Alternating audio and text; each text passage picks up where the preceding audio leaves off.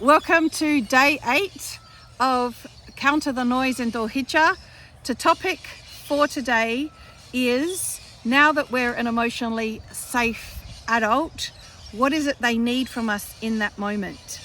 So what our young Muslims need is for us to be able to listen and hold space. This is not something that we're particularly good at. We're extremely good at giving lectures. We're extremely good at pointing out the obvious. They actually know that what they did was wrong. We don't need to tell them that. They actually also know quite well what's right in Islam because they've pretty much learned that regularly as well. So us lecturing them is not actually leading them back on track. Their nervous system is out of whack. They're off track. They need connection. So another C actually, they need connection. And so if we've come with that curiosity, compassion and calm, then connection becomes possible.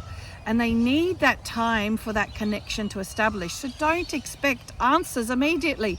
Don't expect that just because you've been calm and compassionate and curious that suddenly they're going to open up and there's going to be this beautiful connection. It doesn't work that way.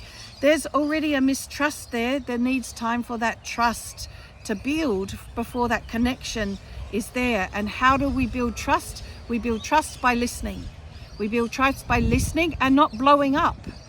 We build trust by listening and really hearing beyond the words what's going on for them and showing them, not telling them, showing them that we really care. Another C word, right? So we've got curious, we've got compassion, we've got calm, and now we've got connection, and now we've got care. All C's really. Great way to remember it.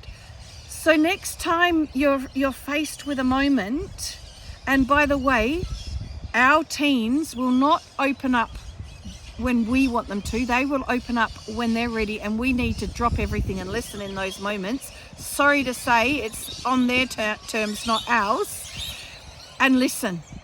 Listen, show we care, build the connection, and then there is the possibility to move forward from this in a way of supporting them with what they need. The best question they can hear from you is, how can I support you through this? What can I do? Instead of telling them, ask them. That's where the curious comes in as well, inshallah. So look forward to seeing you for day 9 tomorrow, inshallah. Assalamu alaikum wa rahmatullahi wa barakatuh.